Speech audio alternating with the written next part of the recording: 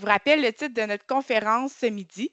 Il s'agit de Projet hors piste pour soutenir le bien-être au travail, présentation, échange et réflexion. Nos objectifs pour la conférence d'aujourd'hui, c'est de présenter les grandes lignes du projet hors piste au travail et, expliquer, pardonnez-moi, le déploiement prévu dans certains CIUS dès cette année. Et aussi, c'est de vous permettre, chers participants, de réagir et de donner votre avis sur les contenus proposés dans le projet, les modalités et les enjeux potentiels.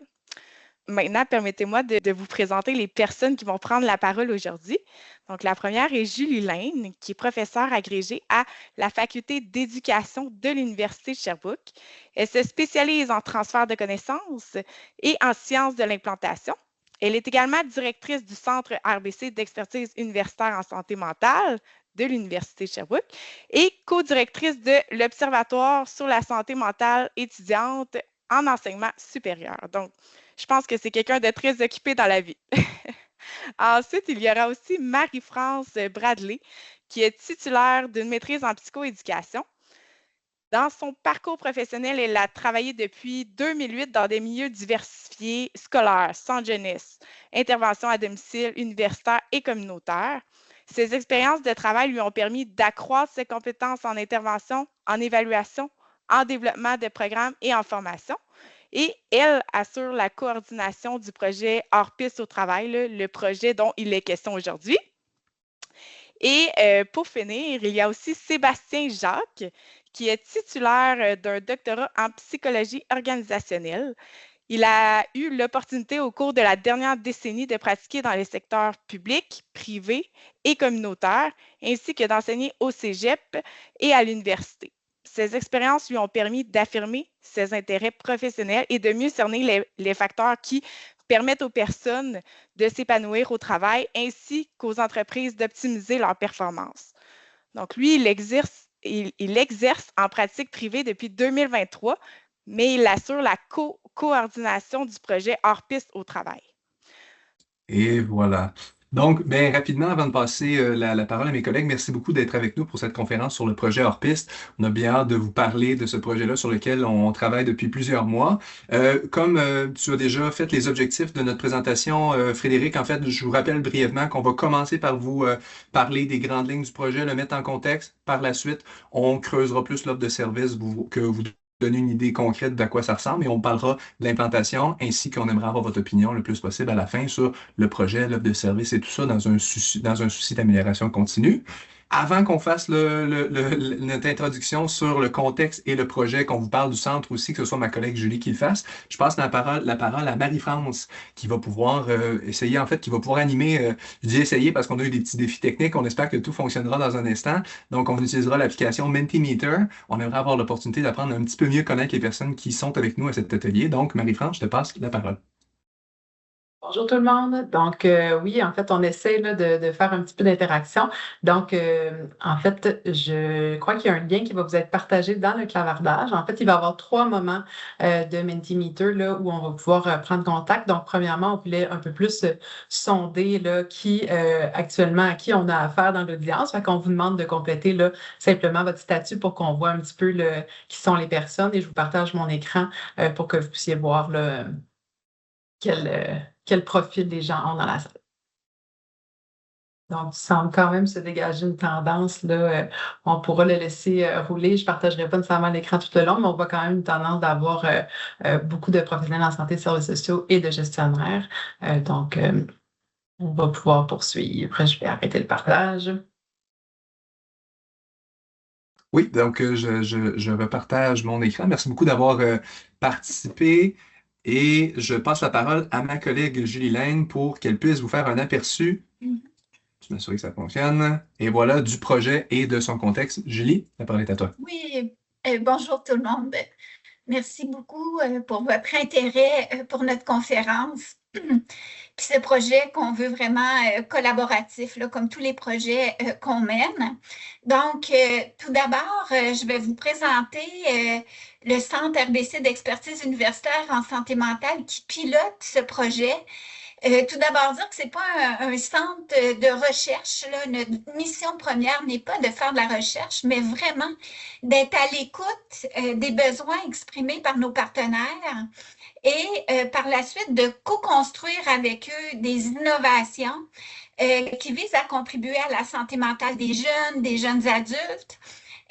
Tout ça avec une approche collaborative, interdisciplinaire, intersectorielle, et où on s'appuie sur des données probantes, mais aussi sur une proximité avec le milieu. Donc, d'arrimer tous nos projets sur la réalité, les besoins des milieux, les orientations ministérielles. Donc, grosso modo, voici ce qu'est le Centre RDC d'expertise universitaire en santé mentale.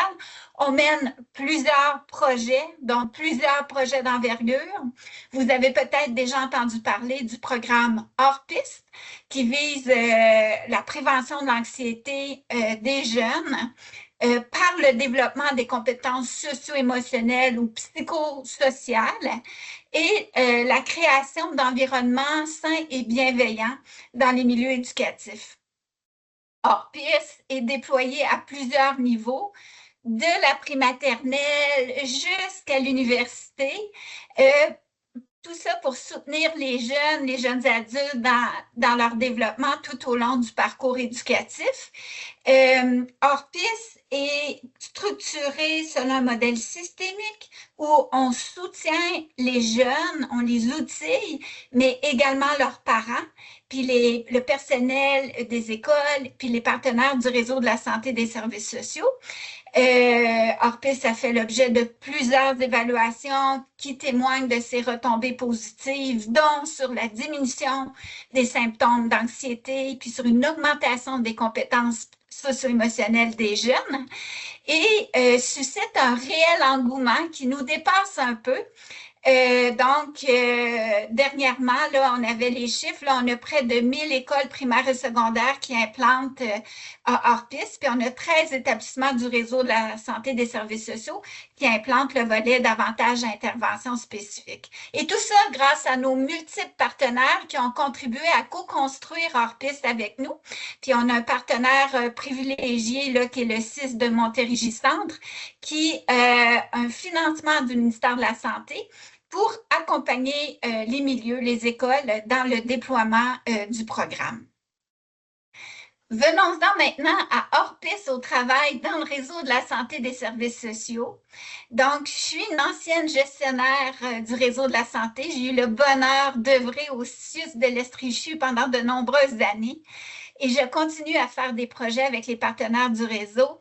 Et plusieurs d'entre eux, sachant ce qu'on fait en lien avec Hors Piste, m'interpellaient dans les dernières années pour me pointer des enjeux d'anxiété, de santé mentale, des nouveaux membres du personnel du réseau de la santé des services sociaux qui se traduisaient parfois par l'attrition d'employés, des départs en épuisement professionnel et pointaient la nécessité de réfléchir à une déclinaison d'Hors Piste pour ce milieu-là.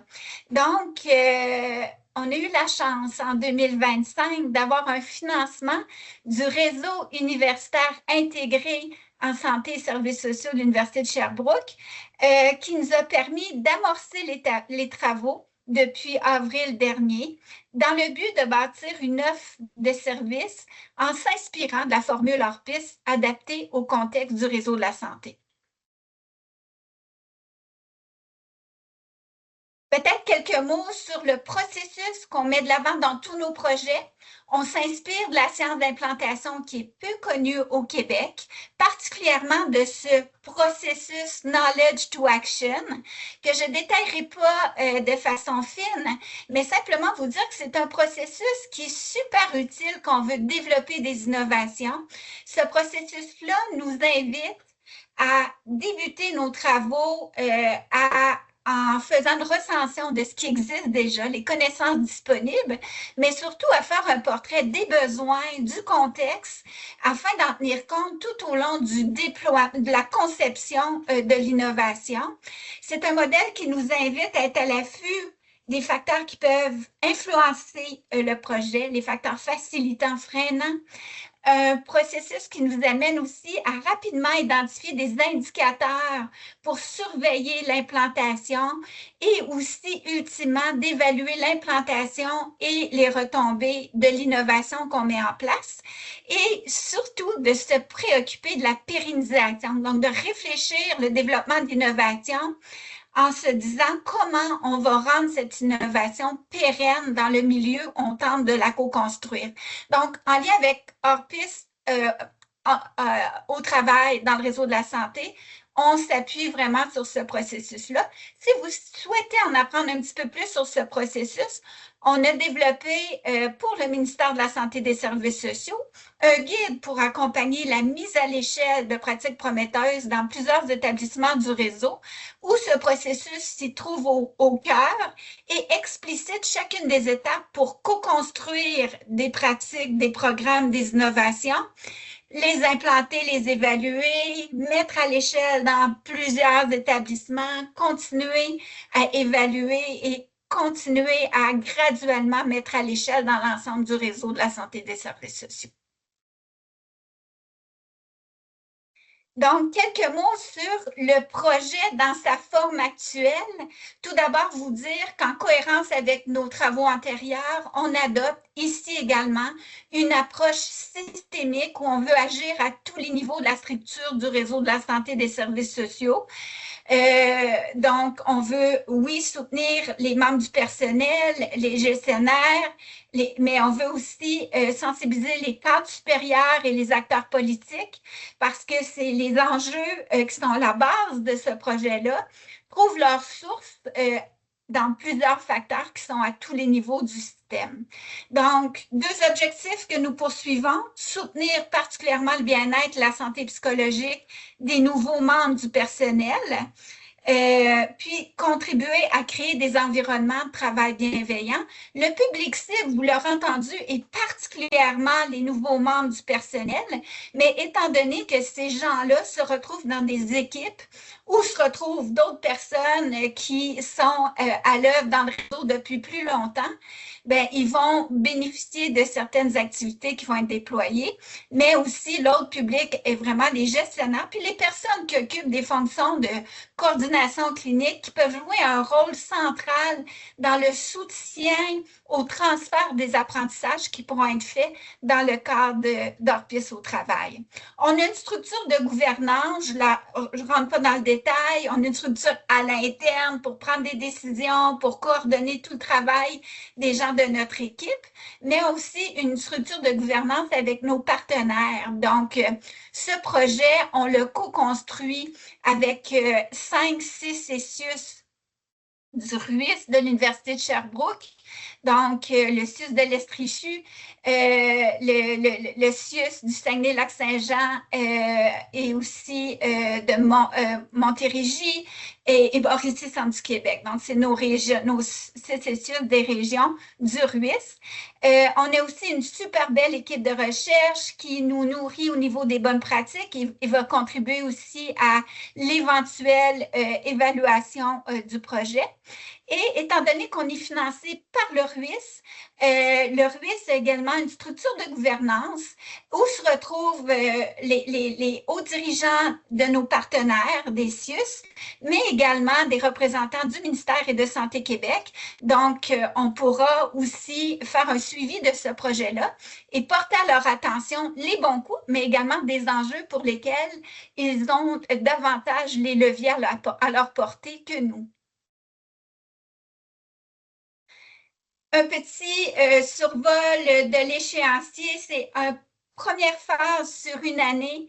Donc, se déroule depuis septembre l'analyse des besoins par des entrevues, un sondage dans le réseau, l'analyse de tout ça et la construction du matériel.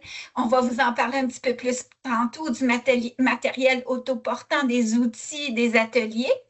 Et on va vouloir piloter certains ateliers et le matériel dès prochainement pour voir un peu comment réagissent les milieux, pour nous permettre de réajuster, pour aller vers un déploiement un petit peu plus formel de l'offre de service et tranquillement monitorer ce déploiement-là Donc, je vous parlerai un petit peu plus tard, à la fin de la conférence, de la phase 2.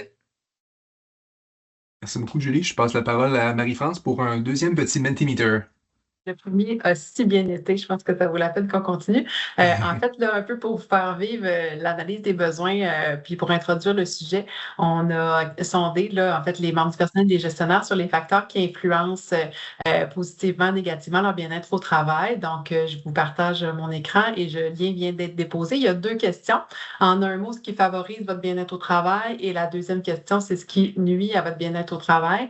Donc, les 2 devraient être dans le même lien normalement. Donc, je vais partager pour qu'on voit les mots qui commencent à se dessiner. Parfait. Donc, on peut quand même voir pour le moment, au niveau des éléments qui sont difficiles. Sans si grande surprise, l'aspect de la surcharge ressort assez fortement, charge de travail, la pression, les éléments qui touchent la bureaucratie ou l'organisation du travail. C'est quand même des choses, là, on n'a pas finalisé, bien sûr, l'analyse des besoins parce qu'elle est encore en cours, mais c'est des choses qu'on voit là, sur l'organisation du travail. L'esprit La d'équipe. confiance, la reconnaissance, la collaboration, l'équipe, l'autonomie. On voit beaucoup le côté humain qui ressort, collaboration, équipe, soutien, confiance. Ça rejoint quand même beaucoup d'éléments là, qu'on a vus, là, comme je disais dans l'amorce, qu'on a regardé, les éléments qui étaient plus en lien avec soi-même ou les relations avec les collègues, avec le supérieur immédiat, étaient souvent vus comme des éléments qui favorisaient le bien-être, puis les éléments qui étaient un petit peu plus en lien avec l'organisation, le travail, tout ça, la charge de travail, étaient souvent plus vus comme des éléments qui nuisent, mais c'est sûr que là, on va corriger les informations pour pouvoir y arriver plus concrètement, puis donner des résultats plus à la fin de cette analyse des données-là. Je ne sais pas, Sébastien, si tu veux repartager. Certainement, puis d'ailleurs, la parole est à toi encore. Donc, c'est ça. Au niveau du sondage qu'on a distribué, qu'on a fait parvenir aux membres du personnel puis aux gestionnaires qui occupent des fonctions de coordination, jusqu'à présent, on a quand même plus de 600 personnes qui ont répondu. On frôle même les 700. D'ailleurs, on va déposer le lien à la fin là, de la conférence si jamais il y a des personnes. On sait qu'il y a des professionnels puis des gestionnaires qui sont présents aujourd'hui. Donc, si vous voulez y répondre, ça s'adresse on n'a pas ciblé de région. Là, ça s'adresse à toute personne là, au Québec qui peut y répondre. Et c'est sûr que ça porte sur les niveaux de bien-être que la personne ressent et les facteurs qui influencent, qui favorisent, qui nuisent un peu dans les questions qu'on vous a posées. On questionne aussi sur le soutien qui est disponible présentement, qu'est-ce qui favorise dans leur milieu le bien-être au travail et également les besoins. Donc, on distingue les nouveaux employés et les employés qui ont un peu plus d'expérience à savoir c'est quoi leurs besoins, eux, de compétences à développer pour favoriser leur bien-être au travail. C'est quoi les modalités de soutien aussi qu'ils préfèrent pour recevoir soit du soutien de la formation, des choses comme ça. Dans l'analyse des besoins, on s'est aussi concentré à faire des entrevues à la fois auprès des gens dans les milieux, donc des personnes à direction, ressources humaines et des professionnels aussi, pour comprendre un petit peu c'est quoi la réalité qui était vécue sur le terrain. Puis on a aussi fait des entrevues avec les personnes chercheuses qui souhaitaient collaborer au projet. Donc on a quand même 14 personnes chercheuses qui sont montrées intéressées, puis on a aussi des partenaires là, qu'on a sondés. Donc ce qui ressort dans les besoins du terrain, je ne pense pas que les gens vont être nécessairement surpris, mais principalement pour les nouveaux employés, il ressort beaucoup de stress, d'anxiété, puis des défis là, dans l'intégration, dans l'équipe de travail, tout ça. Et la marche entre le scolaire et l'arrivée dans le milieu de travail était vue comme quelque chose qui n'était pas nécessairement facile. La charge de travail, bien sûr, comme dans le Mentimeter qu'on vous a fait, revenait comme étant un enjeu qui est encore très présent. Et aussi, les milieux nous parlaient des réalités très différentes. Donc, d'un site à l'autre, il y a quand même des différences selon, des fois, l'éloignement géographique est plus présent, le vieillissement de la population un petit peu plus aussi, mais également à l'intérieur d'un même établissement, d'un même CIUS et CIUS, il y avait aussi des réalités différentes selon si on parlait du centre jeunesse, si on parlait d'un milieu hospitalier, si on parlait du C3S, par exemple. Donc, à l'intérieur même d'un même établissement, il y a quand même beaucoup de différences aussi. On a vu dans les processus et les structures qui sont en place que c'est sûr qu'il existe déjà beaucoup d'initiatives pour favoriser le bien-être au travail, mais parfois ces initiatives-là ne sont pas connues par la grosseur de l'établissement, puis des fois la difficulté que les informations se rendent là, jusqu'à tout le monde. On sait qu'il y a des processus d'accueil qui sont implantés dans les organisations, mais ne sont pas toujours appliqués de la même façon en fonction des différents soit gestionnaires ou des différents établissements. On sait qu'il y a de la paire aidance également. Ça, c'est dans l'ensemble des CIS et des CIUS là, qui prennent des noms différents, mais qui sont donc des personnes qui vont soutenir leurs collègues et qui reçoivent une formation un petit peu plus spécifique. Et il y a aussi une panoplie de formations. Il y a du soutien disponible aussi aux membres du personnel et aux gestionnaires, que ce soit sur l'ENA ou avec les ressources humaines parfois, ou plein d'autres initiatives là, qui existent pour soutenir les membres du personnel. Et on a aussi beaucoup discuté de tout l'aspect de la nouvelle loi 27, donc qui inclut les risques psychosociaux au travail et qui ont des obligations finalement de faire des actions, d'évaluer la situation, de poser des actions par rapport à ça. Donc ça, c'est sûr que c'est un enjeu, puis que ça amène une mobilisation des milieux aussi à vouloir travailler les choses en ce sens-là. Avec les personnes chercheuses, on a beaucoup discuté des bonnes pratiques à mettre en place dans les milieux, des modèles théoriques aussi sur lesquels on pouvait s'appuyer pour développer le matériel et de l'importance du transfert des connaissances et des meilleures modalités pour le faire aussi.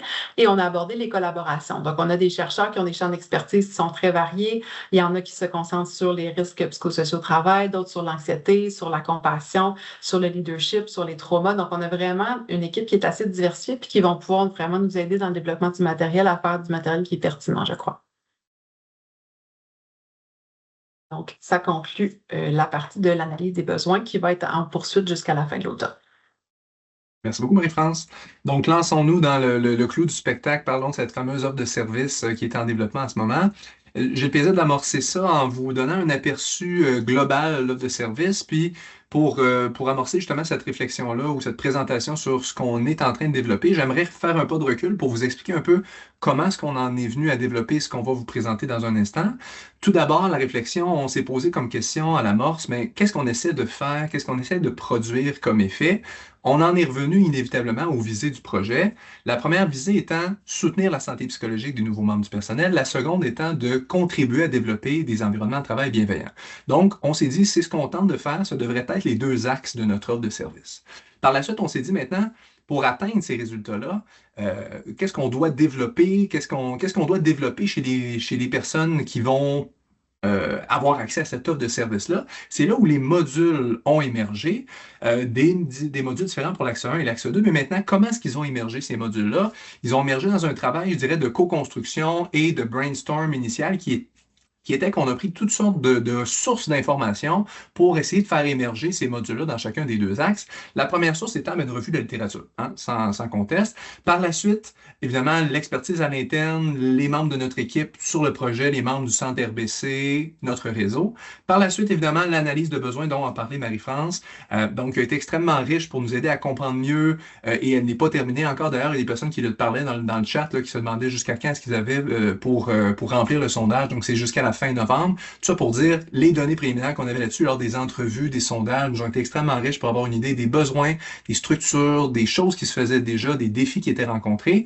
Et pour finir, l'équipe de chercheurs qui nous soutiennent aussi dans la réflexion de tout ça nous ont aidés à faire émerger les fameux modules qu'on va vous présenter à l'instant dans les grandes lignes. Je vais vous montrer les titres, puis par la suite, Marie-France ira plus dans le détail des contenus de chacun des modules, et moi, je reviendrai par la suite pour vous parler des modalités qui seront les mêmes d'un module en module.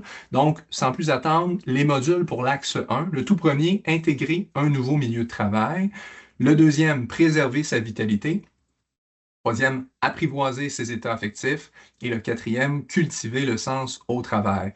Donc, tout ça, c'est un axe qui concerne spécifiquement la santé psychologique des nouveaux membres du personnel. Et pour notre deuxième axe, de contribuer à développer des environnements de travail bienveillants, le premier module, c'est de cultiver un climat d'équipe positif. Le second, de communiquer avec efficacité et bienveillance. Et le troisième, de composer avec les tensions relationnelles. Fallait bien commencer quelque part, on s'est posé la question, on s'est appuyé sur les réflexions qu'on avait avec nos partenaires. Donc, pour l'instant, les modules qui sont priorisés, donc sur lesquels on concentre notre développement en ce moment, ce sont les deux premiers modules de l'axe 1. Je dis premier pour vous aider à le visualiser, mais ce ne sont pas des modules qui doivent se faire nécessairement dans un certain ordre, si ce n'est peut-être le tout premier module de l'axe 1 qui concerne les nouveaux employés qui viennent d'arriver.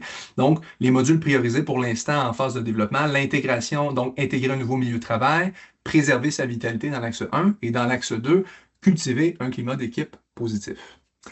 Donc, sur ça, maintenant que je vous ai donné un aperçu général des modules, creusons un peu plus profond et vous verrez l'axe 1, la couleur est le vert pâle, si on veut, une espèce de teal en anglais. Donc, on va rester dans la même couleur, c'est parce qu'on va continuer à forer l'axe 1 et quand on ira dans l'axe 2, mais vous verrez, la couleur reviendra au petit mauve pâle de l'axe 2. Donc, pour vous parler des contenus qu'il y a dans chacun des modules, je passe la parole à Marie-France. Les îles déposées là, dans le clavardage, les liens, juste faire attention qu'il y a un lien pour les membres du personnel et un pour les gestionnaires. Donc, choisir le bon lien pour vous. Donc, dans l'axe 1, je vais essayer de vous détailler quand même le plus possible les contenus. Bien entendu, ceux qui sont priorisés sont ceux pour lesquels on a le plus de matériel jusqu'à présent de développer.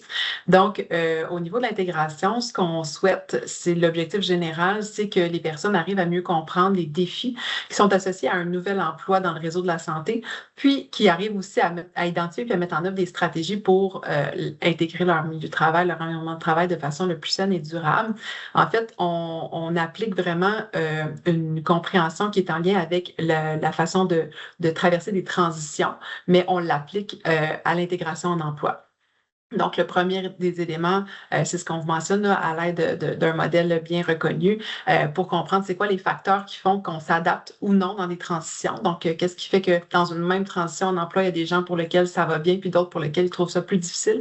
Donc, on explore un peu tout le module à travers cette lunette-là.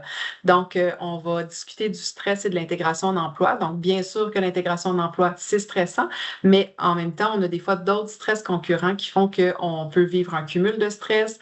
On apprend aux gens donc à identifier s'ils se trouvent dans une situation de cumul de stress. On les aide aussi à regarder c'est quoi leurs indicateurs peut-être de vulnérabilité ou de déséquilibre par rapport au stress. Donc, ça se veut à la fois être des outils où on apprend certaines notions, mais surtout où on porte un regard sur soi-même, où on partage, où on expérimente aussi des choses à l'aide des différentes modalités là, que Sébastien va vous parler. On regarde aussi les profils d'intolérance. Donc, les profils d'intolérance, c'est un peu nos caractéristiques psychologiques qui se déploient un petit peu plus quand on est en situation de stress. Donc, par exemple, l'intolérance à l'incertitude, l'intolérance à l'imperfection, des difficultés à les gens qui se sentent responsables vraiment beaucoup dans les situations, la crainte du jugement. Donc, il y a toutes sortes un petit peu d'intolérances qu'on peut avoir et qui sont mises au jour quand on vit des périodes stressantes. Donc, c'est important quand même de se reconnaître puis de voir c'est quoi, à quoi nous, ça peut ressembler. On va aborder le réseau social de soutien à l'extérieur de manière générale, mais aussi au travail. Donc, qui sont les personnes qui peuvent nous soutenir au niveau du travail. Puis aussi, il y a des particularités des fois dans la façon d'obtenir du soutien quand on est soi-même aidant, soignant, intervenant. Des fois, on a des petits enjeux par rapport à notre facilité à demander de l'aide, par exemple, ou à se reposer sur les autres. Donc, on va aborder ces éléments-là. Et le cœur, quand même, de cet atelier-là va surtout être concentré sur les stratégies d'adaptation. Donc, comment je fais quand je vis une situation stressante, difficile pour m'adapter? Quelles stratégies j'ai tendance à utiliser? Est-ce qu'elles sont efficaces? Est-ce que je pourrais diversifier un petit peu le type de stratégie que j'ai tendance à utiliser? Et entre autres, on va aborder la pleine conscience et l'autocompassion, qui sont des stratégies d'adaptation qui peuvent être utilisées pour faciliter vraiment de mieux traverser des situations stressantes dans le quotidien. Donc, ça, c'est pour les contenus du premier atelier. Le contenu au niveau du module vitalité, lui, on vise vraiment à ce que les gens puissent arriver à comprendre c'est quoi les facteurs qui peuvent affecter négativement ma santé psychologique au travail, puis développer des façons de faire, des stratégies pour préserver sa santé psychologique. Mais on l'a mis vraiment à la couleur du réseau de la santé, c'est-à-dire dans un environnement qui est émotionnellement exigeant. Donc, on s'adresse à des gens qui travaillent avec des personnes qui sont vulnérables, des personnes qui ne vont pas nécessairement bien. Donc, ça implique quand même des exigences particulières de ce type de travail-là. Donc, bien sûr, on va aborder au sens large c'est quoi la santé psychologique, mais on va aborder les caractéristiques de qu'est-ce qui fait que c'est un emploi qui est émotionnellement exigeant, puis qu'est-ce que ça fait pour la personne qui y travaille. Et on va aborder différentes problématiques qui peuvent être liées au travail auprès de personnes vulnérables. On peut penser à la fatigue de compassion ou la détresse empathique. On peut penser au trauma. On peut penser à l'épuisement professionnel, bien sûr. Donc, c'est sûr qu'on est dans une visée de prévention. Donc, on vise à ce que les gens puissent comprendre c'est quoi, s'auto-observer là-dedans pour voir si ils perçoivent des indicateurs et puis par la suite s'adresser aux bons endroits pour recevoir du soutien.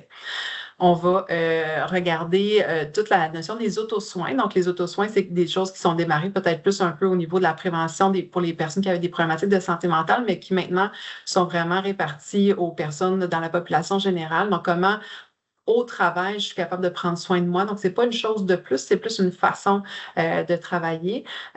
Et aussi, c'est quoi les autosoins qui sont plus spécifiques aux personnes qui travaillent auprès de populations vulnérables. Donc, il y a des types d'autosoins qui sont plus spécifiques, qui sont importants à tenir en compte puis à intégrer dans son quotidien. Et on veut aussi aborder des notions plus positives également, parce que s'il y a autant de gens qui travaillent dans le milieu de la santé, c'est parce que c'est aussi nourrissant, c'est aussi, on vient chercher quelque chose, on se développe. Donc, on veut travailler les éléments de satisfaction, de compassion, donc tous les éléments positifs qu'on retire de faire ce type d'emploi-là. Et en conclusion, on souhaite que les gens arrivent à développer un certain plan d'action d'auto-soin, donc des auto-soins qu'on vise à intégrer plus dans notre quotidien commun et tout ça, fait qu'on vise que ça débouche à des actions concrètes aussi. Les deux autres modules, c'est sûr qu'eux ne sont pas développés autant parce que ne sont pas ceux qui sont priorisés actuellement, mais on peut quand même vous aborder, puis je suis sûre que vous allez avoir des idées claires, là. C'est sûr qu'on veut qu'il y en ait un qui se concentre sur la gestion plus des émotions, donc les états affectifs. On pourrait croire quand on est des aidants, des intervenants, qu'on n'a pas aucune problématique au niveau de la gestion des émotions, mais il y a quand même des enjeux, puis il y a quand même des fois des petites zones où on peut aller plus difficilement parfois. Donc, on est vraiment dans favoriser la saine gestion émotionnelle, puis d'appliquer des choses aussi spécifiques au travail d'aidants, de soignants. Et le dernier module, c'est au niveau du sens au travail. Donc, on l'a quand même beaucoup entendu que des fois, il y a une certaine perte de sens quand on est confronté à des conditions qui font qu'on ne peut pas faire notre travail comme on le voudrait, par exemple. Donc, on vise à mieux comprendre ça puis savoir sur quoi je peux agir aussi pour maintenir quand même, cultiver ce sens au travail-là. Puis peut-être arriver à gérer les situations où je me retrouve des fois en conflit un peu par rapport à certaines valeurs et tout ça. Donc, ce sont les modules qui sont proposés pour l'axe 1. Pour l'axe 2, puis là, je vois le temps qui avance, je vais essayer d'y aller quand même de façon synthèse. Donc là, on vise vraiment cet axe 2-là, travail au niveau des équipes davantage. Donc, le premier module est plus sur le climat positif. Donc, c'est sûr qu'on souhaite que les gens comprennent mieux c'est quoi les facteurs qui influencent, bien sûr, une dynamique d'équipe, mais dans une approche qui est vraiment, tout le monde est responsable et tout le monde fait partie prenante de cette dynamique-là d'équipe. Ça repose pas sur le gestionnaire uniquement, c'est vraiment chacun qui doit y contribuer. Donc, on souhaite que les gens comprennent mieux les facteurs qui contribuent à ça, mais on veut qu'il y ait quand même une bonne partie qui soit consacrée aussi à tout l'aspect de la reconnaissance au travail. Dans les risques psychosociaux au travail, sont perçus comme étant un des principaux qui favorise ou qui nuit au bien-être en fonction de s'il est présent ou pas. Donc, on trouve ça vraiment important de s'y consacrer. Puis, ça joue sur d'autres facteurs, le soutien des collègues, le soutien du supérieur immédiat. Donc, c'est vraiment très important. On vise à travailler sur la diversité au travail aussi, mais dans l'optique de nos styles de communication, nos forces mutuelles comme équipe aussi, là, pour qu'on puisse à la fois les découvrir puis les mettre à profit dans l'équipe. Et on vise à aborder la notion de soutien social, mais dans l'optique d'une équipe de travail. Donc, ça serait les thèmes sur lesquels on souhaite creuser davantage. Et les deux autres modules, il y en a un qui va être axé sur la communication. Donc oui, c'est des choses des fois qu'on a vues dans notre parcours scolaire, mais je pense que ça vaut la peine quand même de revenir à ces bases-là, de les pratiquer aussi dans certains contextes spécifiques pour être sûr que ça se passe bien au niveau de la communication dans l'équipe. Et même si on a un climat positif, même si on a une bonne communication, rien n'empêche qu'il va y arriver des situations problématiques. Donc, l'aspect de la résolution de problèmes, on sait que ce qui nuit beaucoup au climat de travail, c'est quand il y a des conflits ou des tensions qui ne sont pas résolus. Donc, on souhaiterait aussi là, que les gens puissent travailler sur tout l'aspect de la résolution des tensions relationnelles, puis comment on peut mieux composer avec ces tensions-là dans l'équipe. Donc, ça serait tout pour cette partie-là. Merci beaucoup, Marie-France. Donc là, Marie-France vous a fait un plongé plus en profondeur sur ce dont on va parler maintenant. Parlons brièvement de comment on va en parler, c'est-à-dire les modalités qu'on aimerait avoir.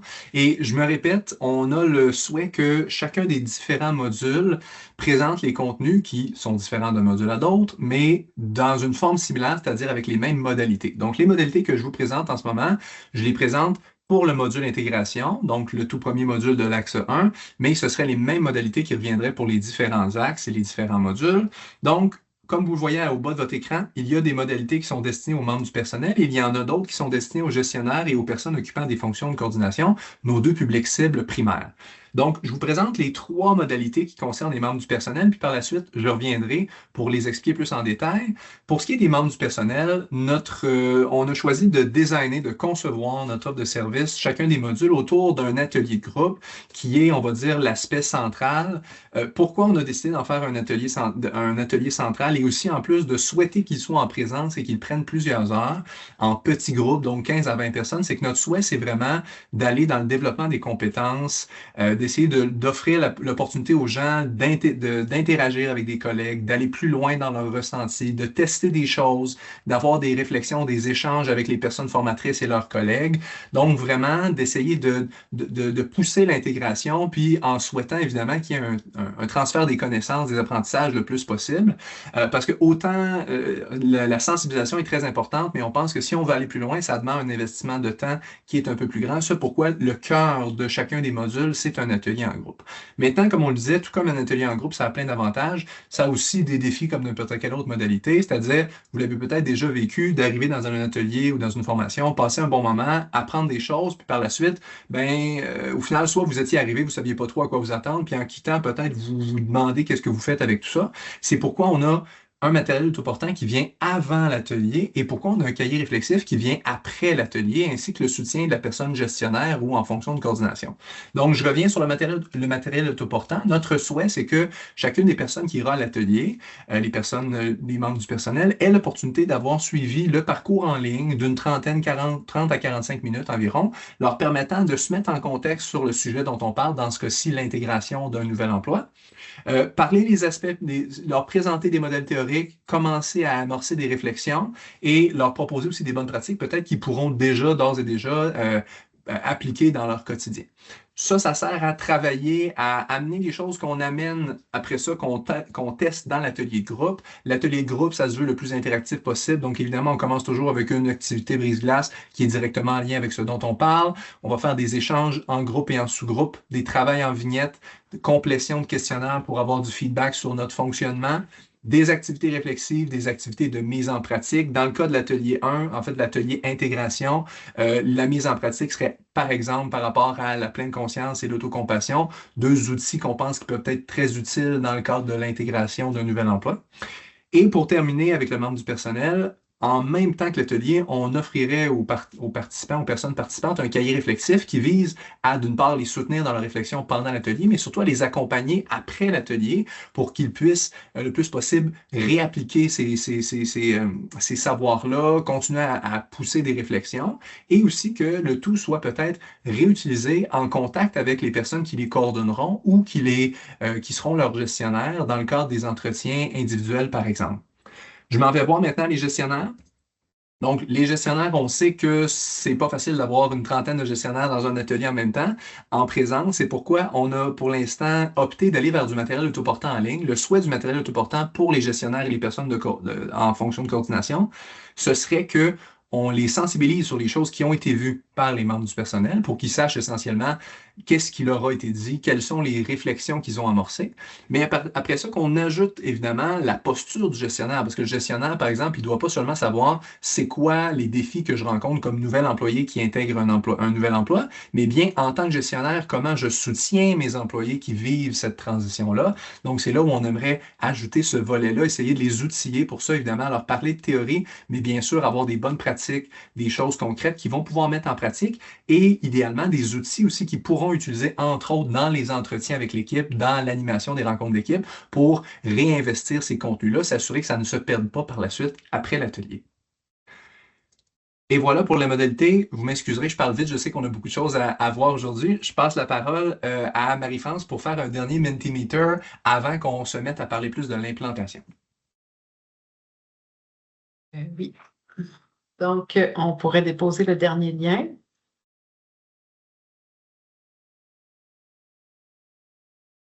pour le troisième Mentimeter. Puis en fait, on vous questionne simplement à savoir si vous percevez qu'il y a des thèmes ou des contenus ou des thèmes qui sont manquants. Là, tu sais, que vous dites, mon Dieu, c'est bizarre, on ne parle pas de ça du tout. Ou tu sais, si vous avez d'autres commentaires, c'est sûr. Là. Donc, on y va plus en petite, c'est pas nécessairement un nuage de mots, mais plus comme en idée particulière, là, s'il y a des gens qui ont des éléments à mentionner.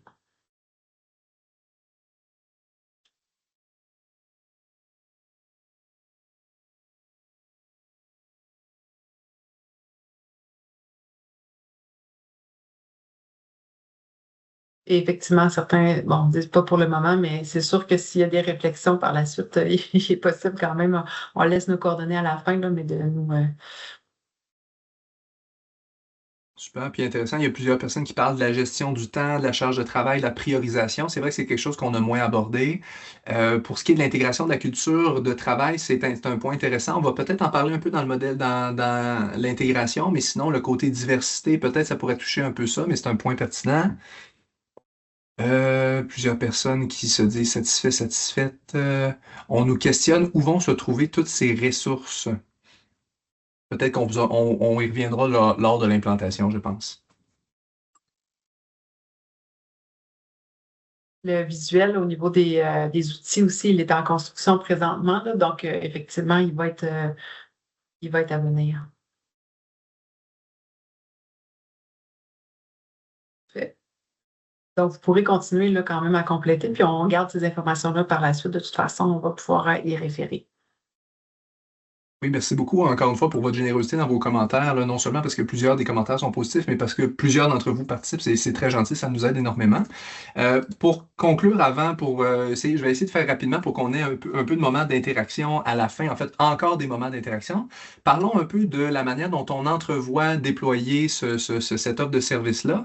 Donc, comme le disait la directrice du centre Julie plus tôt, ben, le centre RBC a une approche qui est très collaborative, qui se veut de co-construire avec les milieux, puis aussi, étant essentiellement, on a une équipe qui est limitée, on est conscient qu'on ne pourra pas être les personnes qui vont porter ces milieux, porter pas ces milieux, mais bien l'offre de service dans les milieux. On pourra peut-être l'apporter dans les milieux qu'on a co-construit avec eux, mais par la suite, on souhaite que ce soit les milieux qui puissent se l'approprier, la faire leur.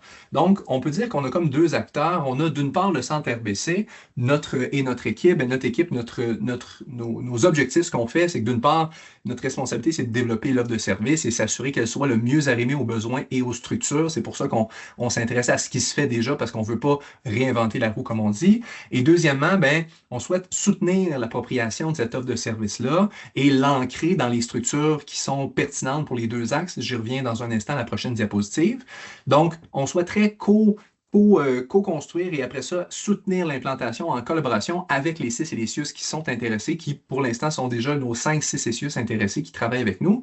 Mais considérant que c'est gros un CIUS, encore une fois, on ne pourra pas être les personnes qui vont faire toutes ces formations-là, qui vont approcher tous les acteurs. On pense qu'on imagine qu'au sein de chaque CIS et CIUS, il faudrait qu'il y ait une équipe qui soit la porteuse, au moins une ou des équipes, une équipe qu'on appelle multiplicatrice, qui s'approprie l'offre de service, qui la met à sa main et qui l'accroche, disons, au bon processus, aux bonnes structures pour s'assurer que ça soit au contact des personnes qui en ont le plus besoin. Fait que ça vous donne une idée d'ensemble de ce qu'on a en tête. Maintenant, allons un peu plus précisément avec nos deux axes parce qu'on voit quand même peut-être une distinction à faire entre l'axe 1 et l'axe 2. L'axe 1, considérant que ça touche tous les nouveaux employés, on souhaite l'arrimer probablement à des processus d'intégration globale au sein de l'organisation. On pense que c'est probablement quelque chose qui serait pertinent d'être diffusé à grande échéance, à large, pas échéance, mais à beaucoup de monde, c'est ça que je voulais dire. Échelle, merci beaucoup. Je n'avais pas le bon outil.